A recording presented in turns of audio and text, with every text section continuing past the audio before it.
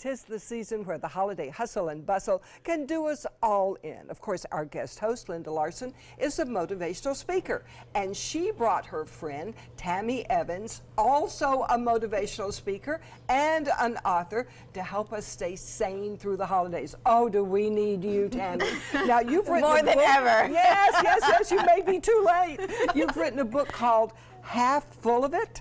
Yes, activating optimism and other hardcore soft skills. We need a little optimism in our world right now. So how can your book help us become optimistic? Well, sure. So it's really about a choice. I think it's really a choice that we make. We make it every day. Sometimes we make it every 10 minutes, depending on the day.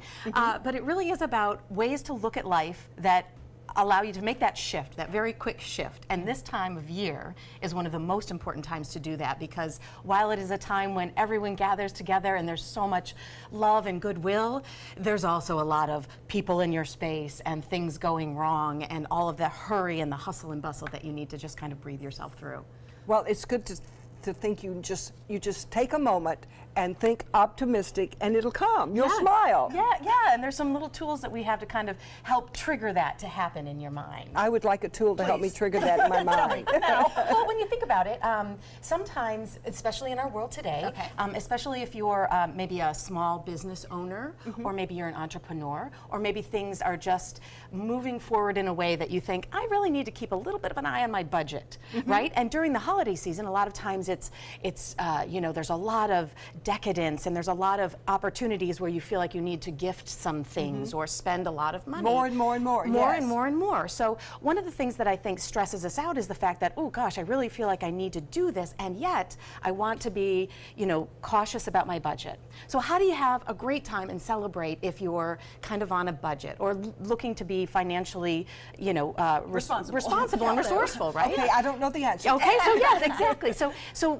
some of the ideas that I think have worked really well is that if you're going to host a party, the most wonderful thing about hosting a party is that you're having people come to your home, right? Now, that's all people really expect. Some people go all out. Exactly, right? So you're clear. Yeah, okay, so Bobeth, let's say you're gonna host a party at your beautiful home, and you're like, okay, I've got that, but I am so busy doing everything that I do, and as a professional woman, I don't have time to cook and serve and do all those things. So here's what you do. You ready? Ready. Okay, you host a pass and sass. Okay?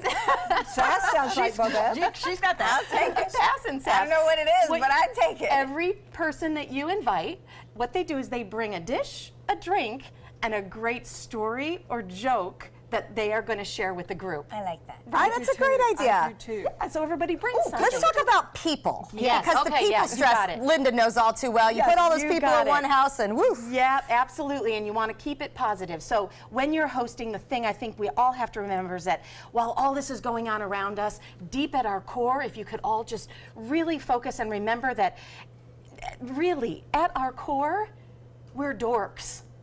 All of us. You're a dork, you're a dork, you're a dork, you're a dork. I'm a dork. You don't look like one. Well, the thing is, a lot of people spend a significant amount of time and effort trying to hide their inner dork. Embrace your inner dork. Just spread it all over the dance floor. Let your dork flag fly. And if you do that when people come over to your house and you say, you know what?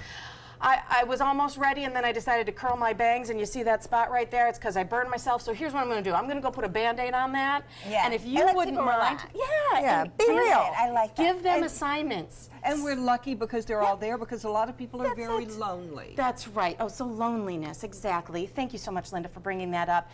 It's a real thing. Holiday stress and loneliness, it can lead to feeling down. So the first thing I really want to say is that there are resources, professional resources out there, and if you are feeling that way, please reach out to a professional resource.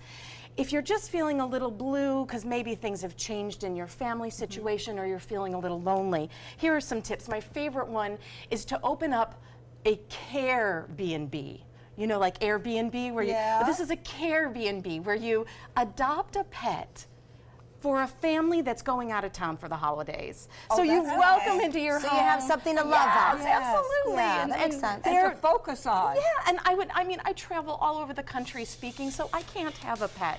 But when I have one, it makes me feel so happy. She's happy at our house right now. Oh, we'll loan you one. These are great ideas, Tami. You can find out more by going to her website or her book. Half Full of It will also give you lots of great tips. Next, laughing will always make us feel better. This weekend's McCurdy's comedy headliner is here next.